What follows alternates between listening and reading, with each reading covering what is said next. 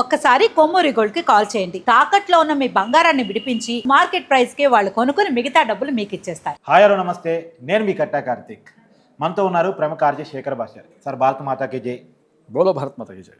ముందుగా మీ కంగ్రాచులేషన్స్, ఉత్తమ ఆర్జేగా ఎన్నుకోబడ్డారు. Thank you sir, ఇప్పుడు పాక్ భారత్ బోర్డర్ దగ్గర పరిస్థితి చాలా ఘర్షణపూరితంగా ఉంది. ఎల్ఓసి దగ్గర వాళ్ళు నిబంధనలు ఉల్లంఘించి పాకిస్తాన్ మన సామాన్య పౌరుల్ని టార్గెట్ చేసుకొని నిరాయుధులైనటువంటి సామాన్యుల్ని వాళ్ళు చంపేస్తూ ఉన్నారు. దాదాపు 16 మంది ఇప్పటికే భారతీయులు చనిపోయినట్టు, మన పౌరులను చంపేసినట్టు కూడా తెలుస్తూ ఉంది. అదే కాకుండా మన 15 ప్రధాన నగరాలను టార్గెట్ చేసుకొని వాళ్ళు యుద్ధ విమానాలు కూడా పంపించినట్టు కథే మనోళ్ళు వాటిని నిర్వీర్యం చేశారు. మనోళ్ళు S-400 కూడా బయటకు తీశారు అనేటువంటి విషయం తెలుస్తూ ఉంది. వాళ్ళు 15 యుద్ధ విమానాలు పంపిస్తే అన్నింటినీ నిర్వీర్యం చేశారు. మిసైల్స్ పంపిస్తే వాటిని కూడా ఆకాశంలోనే బేస్ చేశారు అనేటువంటి విషయాలు కూడా ఇప్పటికే బయటకు వస్తున్నాయి. సో ఇవన్నీ ఎక్కడి నుంచి పంపిస్తున్నారు అనేటువంటి కనుక్కున్నప్పుడు లాహోర్ స్టేషన్ నుంచి పంపిస్తున్నారు. ఆ లాహోర్ డిఫెన్స్ సిస్టమ్ ఇప్పటికే మనోళ్ళు ధ్వంసం చేసినట్టు, అంటే ఒక రకంగా సింధూర్ 2.0 అనుకోవాలి. ఒక రకంగా మళ్ళీ పాకిస్తాన్ భూభాగంలోకి మనం వెళ్ళి అక్కడ డిఫెన్స్ సిస్టమ్ని కొలాప్స్ చేసినట్టు కూడా తెలుస్తూ ఉంది. అయితే పాకిస్తాన్ మాత్రం సామాన్యుల్ని నిరాయుధులు అంటే ప్రజల్ని టార్గెట్ చేస్తున్నట్టు కనిపిస్తుంది. ఎట్లా చూడాలి? All is fair in love and war. ఇంకా దాంట్లో మనం చేస్తున్నాం, మీరు చేయకండి, ఇంకా అలా ఏం లేదు. మనం కాపాడుకోవాల్సిన బాధ్యత మంది. వాళ్ళు చేస్తారు అనే విషయంలో ఎటువంటి డౌట్ లేదు. వాళ్ళు సామాన్య ప్రజానికి ఇప్పుడేంటి, ఎప్పటి నుంచో వాళ్ళు చేసే పనే అది కదా. అంటే వాళ్ళుగా చేస్తున్నది ఆర్మీతో తలపడాలి, దమ్ము లేదు. వాళ్ళు చేసేదే అది దొంగ తిరుగుడు, వెనక పిరికి పందుల చర్యలే వాళ్ళు ఫస్ట్ నుంచి చేస్తున్నది. కాకపోతే వాళ్ళు ఇలాంటి చేస్తారని మనకు ముందుగానే తెలుసు. మన ప్రజల్ని మనం రక్షించుకోవాల్సిన బాధ్యత మన మీదే ఉంటుంది. సో వాళ్ళు చేయరు కదా, వాళ్ళు సామాన్య ప్రజానికి టార్గెట్ చేయరు కదా అని చెప్పి మనం అనుకోవడానికి ఏమి లేదు. మన జాగ్రత్తలు మనం తీసుకోవాల్సినది మన ప్రభుత్వం తీసుకోవాలి. ముఖ్యంగా నువ్వు చెప్తున్నవన్నీ కూడా ఏంటంటే ఈ కాశ్మీర్ ప్రాంతంలో ఎల్ఓసికి ఆనుకొని ఉన్న గ్రామాలు, లైక్ ఇప్పుడు పెహల్గామ్ కావచ్చు, లేకపోతే సోన్మార్గు, గుల్మార్గు, ఈ ప్రాంతాల్లో జనరల్గా ఎవరు టెర్రరిస్టులు అటాక్లు చేయరు. ఫస్ట్ టైం ఒక 30-40 ఏళ్లలో జరిగింది. కానీ ఇప్పుడు నువ్వు చెప్తున్న ప్రదేశాలు ఏవైతే ఉన్నాయో ఇవి రాజౌరి, పూంచ్, సోపూరు ఇవన్నీ కూడా బాగా చాలా దగ్గరగా ఉంటాయి అన్నమాట. ఓకే. సో ఎల్ఓసి పక్కనే ఉంటాయి.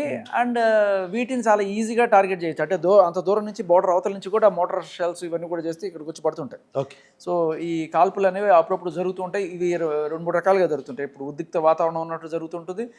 ఈ టెర్రరిస్టులను లోపలికి పంపించాలనుకునేటప్పుడు ఏం చేస్తారంటే ఉన్నటువంటి ఫైర్ ఓపెన్ చేస్తారు. ఈ ఫైర్ ఓపెన్ చేసినప్పుడు వీళ్ళు బిజీగా ఉంటే ఈ పక్క సందులోంచి వీళ్ళు పంపిస్తుంటారు. ఇది జనరల్గా జరిగే ఒక ట్రెండ్. టెర్రరిస్టుని భారతదేశంలో పంపించడానికి పాకిస్తాన్ ఎత్తుగడ ఇది అయి ఉండొచ్చు. బట్ ఇప్పుడు ఉద్రిక్త వాతావరణం జరుగుతున్న నేపథ్యంలో అక్కడ ప్రజలందరూ లేకపోతే మీడియా వాళ్ళు ఎక్కేసి ఏదో ఒకటి చెయ్యాలి చేసినట్టు చూపించాలి అట్లీస్ట్. లేకపోతే మన రాజకీయ అస్తిత్వం దెబ్బతింటది అని చెప్పి వాళ్ళు ఏదో ఒకటి చేసినట్టు చూపించుకోవాలి. దానికి వాళ్ళు చూపించేది ఏంటి, శ్రీనగర్లో ఒక ఫ్లైట్ డెబ్రిస్ ఏదో పడింది. దాన్ని ఇండియన్ ఆర్మీ మొత్తం సెక్యూర్ చేశారు, ఎవరిని రానివ్వట్లేదు. చూసారా అదిగో శ్రీనగర్లో పడింది ఒక విమానాన్ని మేమే కూల్చేసాం, అదే దాన్ని ఏమంటారు, రఫేల్ని కూల్చేసాము, మిగుల్ని కూల్చేసాము, ఏంటో చెప్పుకుంటున్నారు వాళ్ళు. సో అయితే ఇక్కడ పాయింట్ ఏంటంటే అది ఏంటి అనేది నిన్న మొన్న ఎవరికి క్లారిటీ రాలేదు. అది ఏంటి, దాని మీద ఎక్కడ కూడా ఇండియా కానీ ఏమి కనబడలేదు. అది ఏమిటి అంటే ఈ యుద్ధ విమానాలు పైకి వెళ్ళేటప్పుడు కొన్నిసార్లు ఆయిల్ ట్యాంక్ని మోసుకుపోతాయి. అంటే ఎప్పుడైతే వాటికి పని అయిపోతుందో కొన్నిసార్లు స్పీడ్గా వెళ్ళడం కోసం ఆయిల్ ట్యాంక్ని ఎజెక్ట్ చేసేస్తాయి. ఓకే. అది ఎక్కడైనా సరే మనుషులు లేని చోట లేకపోతే సముద్రాల్లో అట్లా పడేస్తారనమాట. సో అలా ఒక ఆయిల్ ట్యాంక్ అది పడింది. అదే ఆయిల్ ట్యాంక్ ని మోసుకెళ్తూ అయిపోయినటువంటి ఆయిల్ ట్యాంక్ ని గాల్లోనే వదిలేస్తారు. అది జనావాసం లేని ప్రాంతాల్లో, సముద్ర ప్రాంతాలు వాటిలో అయిపోయిన ఆయిల్ ట్యాంక్ కావచ్చు, కొన్నిసార్లు ఏదో హాఫ్ ఫీల్డ్ కావచ్చు, కొన్నిసార్లు స్పీడ్ పెరగాలంటే వెయిట్ తగ్గించుకోవాల్సిన సిచ్యువేషన్ వస్తుంది. అలాంటప్పుడు ఏంటంటే వదిలేస్తారు తక్కువని. అది అంటే ఇనిషియల్గా నువ్వు వెళ్తున్నావు బాగానే ఉంది, అంత తీసుకెళ్తున్నావు, బట్ వెనకాల ఎవడన్నా చేజ్ చేస్తున్నాడో లేకపోతే మనం ఇంకా వేగం పెంచాల్సిన పరిస్థితిలో ఏం చేస్తే ఇది ఎదేక్ చేసేస్తే ఆ వెయిట్ తగ్గిపోగా సప్పని ఇంకా స్పీడ్గా వెళ్తాం అనమాట. సో ఇలా రకరకాల ఇవి ఉంటాయి వాళ్ళ ఏరోడైనమిక్స్ ఇవన్నీ చూసుకొని అదొక ఎత్తుగడ అలా చేస్తారు. కాకపోతే ఇప్పుడు చాలామంది ఎవరైతే వాళ్ళు ఏమనాలో పేర్లు మనమే పెట్టుకోవాలి, ఎందుకంటే ఓపెన్గా చెప్పారు. నా అన్వేషణ అతను ఆయన ఏం చేశాడు, అసలు యుద్ధం చేయరండి, భారతదేశం వాళ్ళు యుద్ధమే చేయరు, నేను చెప్తా రాసి పెట్టుకోండి, యుద్ధం చేస్తే బోల్డ్ అంత ఖర్చు అవుతుంది, ఎందుకు చేస్తారు, చేయరు అని చెప్పన్నాడు కదా. ఆ రోజు అందరం కూడా ఖండించాం. ఇవాళ ఆయనకి సజీవ సాక్ష్యం. ఇలాంటి వాళ్ళందరికీ కూడా ఎవరైతే ఉన్నారో భారత్ ఒకప్పుడు భారత్ కాదు, నువ్వు మామూలుగా ఇలా లాగిపెట్టి కొట్టే భారత్ ఇవాళ చిన్నగా పోక్ చేస్తే చాలు గట్టిగా లాగిపెట్టి కొట్టే భారత్ ఇవాళ ఉంది అనే విషయం ప్రపంచానికి చూపిస్తుంది. దీనికి సంబంధించి ఇప్పుడు అంటే మనకు మనమే డప్పాలు కొట్టుకోవడం కాకుండా అవతల వాళ్ళు ఏం చెప్తున్నారు అంటే పాకిస్తాన్. నేను పొద్దున ఒక పదం వాడాను సార్. ఒకప్పుడు మన చరిత్రలో రష్యా బలగాలు ఎలా ఉండేవి, బ్రిటిష్ బలగాలు ఎలా ఉండేవి, అమెరికా బలగాలు ఎలా ఉండేవి అని చదువుకున్నాం. రేపు పొద్దున ప్రపంచం మొత్తం భారత బలగాలు ఎలా ఉన్నాయి అని చదువుకోవాల్సిన పరిస్థితి మనం క్రియేట్ చేసి పెట్టాం. ఖచ్చితంగా. ఇప్పుడు మనం ఈ ఏరియాలో కానీ ఎక్కడ ఇండియాలో కూడా ఎక్కడ ఒక ఉద్రిక్త వాతావరణం బోర్డర్ దగ్గర ఉందని చూస్తున్నాం, కానీ పాకిస్తాన్లో ఇస్లామాబాద్, రావల్పిండి, కరాచీ ఇలాంటి లాహోర్ ఇలాంటి ప్రదేశాల్లో కోయం కోయం కోయం కోయం మోగతూనే ఉన్నాయి సైరన్లు. జనాలు భయభ్రాంతులకు గురైనారు అక్కడ. సో అక్కడ ఉన్న పరిస్థితి అది. ఎందుకు అంటే వాళ్ళు చేతులారా చేసుకున్న ఇదనమాట. ఇప్పుడు సార్ ఇప్పుడు అంతున్న సమాచారం కూడా పాకిస్తాన్లో 9 బాంబు బ్లాస్టులు జరిగినాయంట. పాకిస్తాన్ ఇంటర్నల్గా వాళ్ళే బాంబులు పెట్టుకుని, అంటే ఇప్పుడు పరిస్థితి బాగానేప్పుడు అక్కడ సంఘ విద్రోహ శత్రులు పెట్టలేకపోతాయి కదా, అది జరుగుతుందంట అక్కడ. అది వెనకాల నుంచి బెలూచిస్తాన్ BLA బెలూచ్ లిబరేషన్ వాళ్ళ టైం దొరికింది. తర్వాత ఖైబర్ పఖ్తుంఖా వాళ్ళు విజృంభిస్తున్నారు ఒక పక్క నుంచి. బట్ ఇంకో పక్క ఇక్కడ మాత్రం జరిగేది మన వాళ్ళ డ్రోన్స్ అటాక్లు జరుగుతున్నాయి. వాళ్ళ న్యూస్లో కూడా అది కన్ఫర్మ్ చేస్తున్నారు. సో భారతదేశానికి సంబంధించిన చాలా డ్రోన్స్ వచ్చేది. ఇంకొకటి నేను ఏం చెప్తానంటే ఇప్పుడు లాహోర్ ఇవన్నీ పక్కన పెట్టేసి ఇప్పుడు లాహోర్ దాకా మనం ఎందుకు వెళ్ళలేదు, POKనే టార్గెట్ చేసాం. POKలోనే శిబిరాలు ఉన్నాయి. POK ఎవడిది? నాది, నీది, మనది. POKలో బాంబు వేస్తే నువ్వు ఎలా అడుగుతావు? అది భారతదేశం యొక్క భూభాగం. అది దాంట్లో ఉన్న టెర్రరిస్టులు మేము కొడతాం, అది మా హక్కు.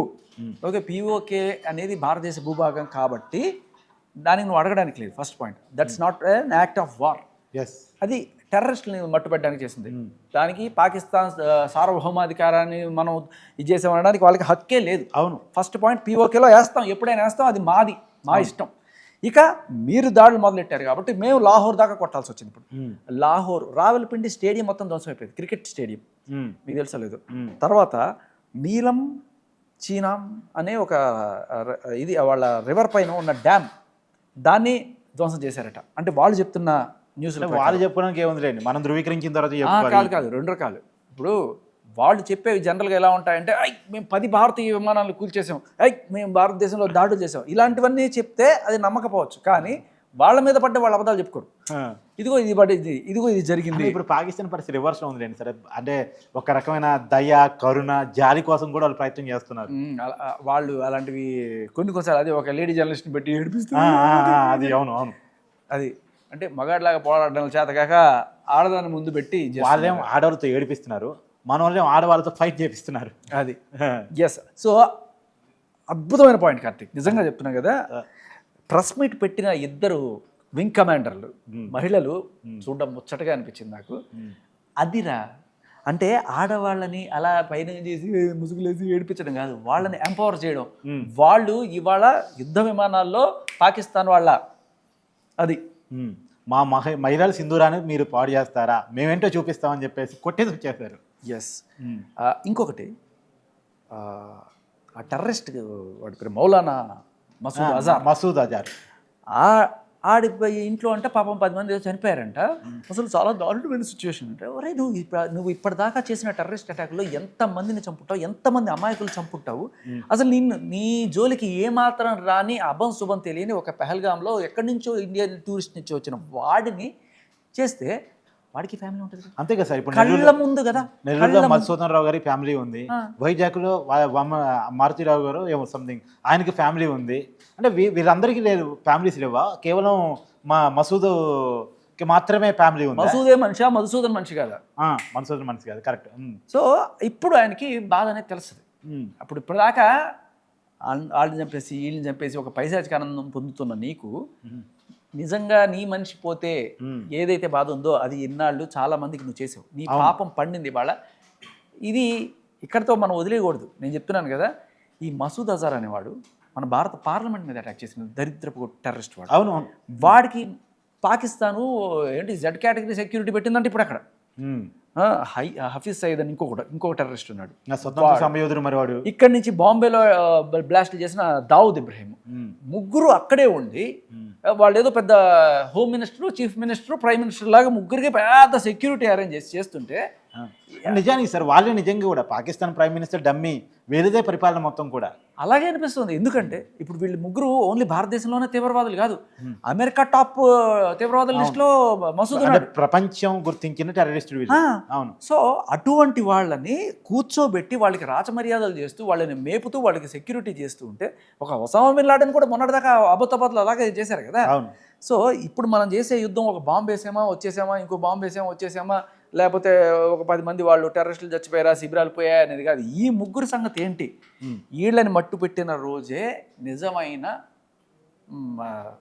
పీస్ జరుగుతుంది. అవును. అవును. అట్ ద సేమ్ టైం పిఓకేని అంటే ఆక్రమించచ్చు. శాంతి కావాలంటే ఇన్స్టెంట్ చంపాలి. Yeah. ఆ ఇన్స్టెంట్ చంపాలంటే హింస చేసేది వీళ్ళు కదా. Yes, correct. నువ్వు ఇప్పుడు వీళ్ళని టార్గెట్ చేయాలంటే మన మిలిటరీ ఏంటంటే బలం, బుద్ధి, రా. సో రా వాళ్ళు ప్రిసైజ్గా ఇన్ఫర్మేషన్ ఇస్తారు, వీళ్ళు తక్కువ టార్గెట్ చేసి కొట్టడం అనేది జరుగుతుంది. సో ఇలాంటి ఆపరేషన్స్ జరగాలి. ఆ ముగ్గురు తీవ్రవాదులు ఎవరైతే ఉన్నారో వాళ్ళని మట్టుబెడితే తప్ప మనకి ఫ్యూచర్లో ఒక పెద్ద సందేశం ఇచ్చాడు. అంటే ఇప్పుడు దాకా సార్ నిజంగా కూడా ఇజ్రాయెల్కి సంబంధించినటువంటి ఇంటెలిజెన్స్ విభాగాన్ని తోపుగా భావిస్తూ ఉంటారు ప్రపంచం మొత్తం కూడా. కానీ అంతకంటే మన రాటు తేలింది, రాటు తేలింది ఒక రకంగా చెప్పాలంటే. దాన్ని ఏమంటారు, మొసాద్ని మించినటువంటి రా మనకుంది, ఇంటెలిజెన్స్ వ్యవస్థ మనకుంది. అదే పాకిస్తాన్లో ఎవడు ఎక్కడ దాక్కున్నాడు, ఎవడు ఏం చేస్తున్నాడు, ఎక్కడెక్కడ ఉగ్రవాద క్యాంపులు ఉన్నాయి, అన్నిటిని ఫైండ్ అవుట్ చేయటం ఎట్టే నైట్ 14 నిమిషాల్లో 100 మంది తీవ్రవాదుల్ని హతం చేయటం అంటే చిన్న విషయం కాదు. ఇంకొకటి ఏంటంటే మనకి మనం స్పేస్లో శాటిలైట్లు పంపించి రాకెట్లు పంపించి ఈ రేంజ్లో ఎదుగుతున్నాం. అవును. వాళ్ళు పక్కకి మన కాశ్మీర్కి తీవ్రవాదులను పంపించడం తప్ప వాళ్ళు చేసింది ఏమి లేదు. సో ఇప్పుడు ఈ శాటిలైట్స్ తోటి కూడా మనం అక్కడ గుర్తించగలుగుతున్నాం వాళ్ళకి ఎక్కడి నుంచి ఎక్కడికి శిబిరాన్ని మారుస్తున్నారు అనేది కూడా అక్కడ శాటిలైట్స్ నుంచి తీసుకుంటున్న ఇన్ఫర్మేషన్ తోటి వాళ్ళని మనం బ్లాస్ట్ చేయగలుగుతున్నాం. సో ఈ టెక్నాలజీ అనేది చాలా క్రిటికల్గా ఉంది మనకి. అండ్ ఇంకొకటి, ఇజ్రాయెల్ పంపించిన డ్రోన్లే వాడారట. ఈ పాకిస్తాన్ వాళ్ళు మొత్తుకుంటున్న విషయాలు ఏంటంటే, మా మీద డ్రోన్లు దాడి చేస్తే అందులో ఇజ్రాయెల్కి సంబంధించిన ఇజ్రాయెల్ మేడ్ ఇండియన్ డ్రోన్స్ అని వాళ్ళు ఏదో చెప్పుకుంటున్నారు అనమాట. ఇజ్రాయెల్ ఉంటే రేపు రష్యా ఉంటే తర్వాత అమెరికా కూడా ఉంటాయి సార్. ప్రపంచం మనకు సాయం చేసిద్ది, ఉగ్రవాదికి సాయం చేసిద్ది ఎవడన్నా. ఖచ్చితంగా. కాకపోతే ఇప్పుడు ఈ ముగ్గురిని ఎలా అంతం అందించాలి అనే దానికి చాలా చాలా ఇంపార్టెన్స్ ఇవ్వాలి. నిజానికి అది మన పని మాత్రమే కాదు, ప్రపంచం యొక్క అందరి పని.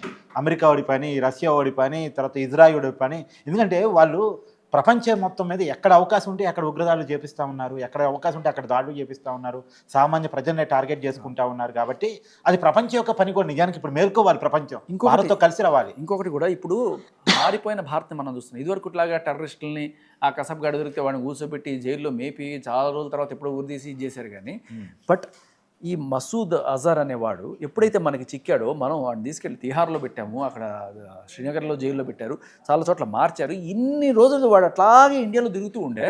తర్వాత ఒకానొక టైంలో ఫ్లైట్ని హైజాక్ చేసి 150 మందిని హోస్టేజెస్గా తీసుకొని కాందహార్లో ఆ ఫ్లైట్ని పెట్టి ఆఫ్ఘనిస్తాన్లో మసూద్ అజర్ని వదులుతారా వదలరా అని చెప్పి పెద్ద డిమాండ్ చేసి వాడిని విడిపించుకున్నారు వాళ్ళు. అవును. వాడు అప్పుడు తర్వాత పార్లమెంట్ మీద అటాక్ చేసేదాకా వెళ్ళింది. సో ఇది పెద్ద లెసన్ మనకి. ఎవరైనా చంపవతలు పడేయాలి, దరిద్రం వదిలిపోతుంది. లేకపోతే పిల్ల పాము కాస్త పెద్ద పాము కొండ చిలువు కావాలి మనల్ని కాటేసే రేంజ్కి వస్తుంది. సో ఇప్పటికైనా సరే మించిపోయింది లేదు. ఆ మసూద్ అజర్ కావచ్చు, ఆ దావుద్ ఇబ్రహీం కావచ్చు, ఆ హఫీజ్ సయీద్ కావచ్చు, వీళ్ళ ముగ్గురి భారతం పట్టాల్సిందే, వాళ్ళంతా చూడాల్సిందే మనం. మీరు కొత్తగా దావుద్ ఇబ్రహీం అన్నాను, నేను పొద్దున్న నుంచి కూడా ఇద్దరిని టార్గెట్ చేసి మాట్లాడుతున్నాను. హఫీజ్ సయ్యద్ కానీ లేదు, అంటే దావుద్ ఇబ్రహీం చచ్చిపోయాడని కొంతమంది, లేదు బతికే ఉన్నాడని కొంతమంది. కరాచీలో బ్రహ్మాండంగా ఉస్కా ససురాలయ అంటారు దాన్ని. అల్లుడిని చూసినట్టు, అక్కడ అల్లుడి గారిని చూసినట్టు మంచి ట్రీట్మెంట్ అంటారు. సరే, ఏది ఏమైనా ఇప్పుడు పాకిస్తాన్లో ఇంటర్నల్ వారిని ఎలా చూస్తున్నారు? అక్కడ బాంబు పేలులు, అక్కడ గొడవ, తతంగం. ఇది ఖచ్చితంగా ఒక స్వాతంత్ర ఉద్యమంగానే చూడాలి వాళ్ళది. ఇది బెలూచి లిబరేషన్ ఆర్మీ ఏదైతే ఉందో వాళ్ళు ఖచ్చితంగా బెలూచిస్తాన్ని ఈ యుద్ధం అయిపోయే లోపల సపరేట్ చేసి, బెలూచిస్తాన్ జెండా ఎగరాలి, బెలూచిస్తాన్ ప్రధానమంత్రి రావాలి, బెలూచిస్తాన్కి రాజ్యాంగం రావాలి, బెలూచిస్తాన్ సపరేట్ దేశంగా భారతదేశం గుర్తించిన ప్రకటన ఈ యుద్ధం అయిపోగానే వెలువడాలి. అంటే మరో బంగ్లాదేశ్. ఎస్, బంగ్లాదేశ్ని వేరు చేసింది మనమే కదా. అలా అఫ్ కోర్స్ బంగ్లాదేశ్, ఇప్పుడు బెలూచిస్తాన్, తర్వాత ఖైబర్ పఖ్తుంఖా కూడా. ఖైబర్ పఖ్తుంఖా వేరే సపరేట్ అవుతుందా లేకపోతే ఆఫ్ఘనిస్తాన్లో కలిసిపోతా, వాట్ ఎవర్. కానీ వాళ్ళకి కృతజ్ఞత బాగా ఉండదేమో. బంగ్లాదేశ్ ఇప్పుడు పాకిస్తాన్ సపోర్ట్ చేస్తూ ఉంది. అప్పుడప్పుడు ఇటువంటివి జరుగుతుంటాయి. కానీ దీనికి పాకిస్తాన్కి సపోర్ట్ చేయడం కూడా, చైనా వాళ్ళకి ఒక చాలా ఇంపార్టెంట్ బేస్ అక్కడ ఇవ్వడం అనేది జరుగుతుంది, విచ్ ఈస్ వెరీ డేంజరస్. ఇక ఇంకొకటి ఏంటంటే, ఇక్కడ మనకి ఒకే ఒక చిన్న హర్డిల్ ఎవరు ఉంటుందంటే చైనా. అదేంటంటే, ఇప్పుడు పీఓకేలో ఒక పర్టికులర్ పార్ట్ని వాడు రాసి ఇచ్చేసాడు పాకిస్తాన్ వాడు, అత్త సొమ్ము అల్లుడు దానం చేసినాడు.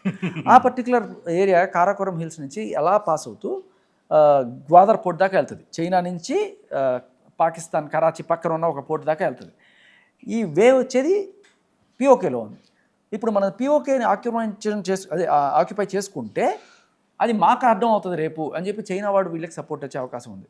సో అదొకటి మనం దాన్ని దౌత్యపరంగా కొట్టి మనం ఏదన్నా సరే మేనేజ్ చేస్తే బాగుంటుంది. అది చైనా వాడితో ఒకటితో మేనేజ్ చేసుకోగలిగితే పాకిస్తాన్ కొట్టడం అనేది చిన్న పని మనకి, పీఓకేని క్యాప్చర్ చేసుకోవడం అనేది చిన్న పని మనకి. చైనా అయినా సరే మా జోలి రాదు, ఎందుకంటే నువ్వు చైనా వస్తే దీని వెనకాల రష్యా ఉంది. అవును అవును అవును, మన వెనకాల రష్యా ఉంది. అవును, రేపు ఏదైనా పోవాలంటే ఇప్పుడు ఇండియన్ ఓషన్లో అంతా కూడా మన వాళ్ళే సబ్మెరైన్స్ అవన్నీ కూడా పెట్టుకుని రెడీగా ఉంటారు. అవును, దాటి పోలేవు. అవును. సో వాళ్ళ ప్రాబ్లమ్స్ వాళ్ళకుంటే ఇవన్నీ పక్కన పెడితే India is the biggest market for China. అవును, వాళ్ళు మనల్ని కాదని పోయేది ఏం లేదు. అవును. సో ఇప్పుడు రెయిన్ ఫోన్ రిస్క్ వాళ్ళు పెట్టుకోలేరు రండి. అవును, వాళ్ళు పెట్టుకుంటే తెలుస్తుంది మళ్ళీ అమెరికా వస్తే ఇది ప్రపంచ యుద్ధంగా మారిపోయింది, రెయిన్ ఫోన్ రిస్క్ అవుతుంది అనేటువంటి విషయం కొంత ఐడియా ఉంది. రెండోది ప్రపంచ వేదిక మీద ఏం చెప్పుకుంటుంది, ఒక టెర్రరిస్ట్కి అనుకూలంగా వచ్చానని చెప్పుకుంటుందా చైనా? చైనా వాళ్ళ ప్రకటనలు చూసావా? అంటే యాజ్ ఇట్ ఈస్ పాకిస్తాన్ ఏం చెప్తే అదే న్యూస్ వేసుకుంటున్నారు వాళ్ళు. Okay okay. సో మన వాళ్ళు నిన్న చైనా ఎంబసీ వాళ్ళని పిలిచి కడిగేశారు, మీరు ఫ్యాక్ట్ చెక్ చేయరా, మీ ఇష్టం వచ్చినట్టు వేసుకుంటుంటారా అని చెప్పి వాళ్ళని గట్టిగా దుమ్ము దులిపారు. ఎప్పుడో పాత ఫుటేజ్ అవన్నీ తీసుకొచ్చి మిగ్గులు అవి ఎప్పుడు ఎక్కడో కూలిపోయిన జాగువార్లు కూలిపోయిన అన్నీ తీసుకొచ్చి ఇప్పుడు చూపించి ఇదిగో మేము కూల్చేసాం అని చెప్పుకోండి. అరే కనీసం ఫ్యాక్ట్ చెక్ కూడా చేసుకోరా. అంటే చైనాలో గూగుల్ పనిచేయదు కదా, అందుకే తెలియదేమో. Okay okay. Yes sir, thank you so much.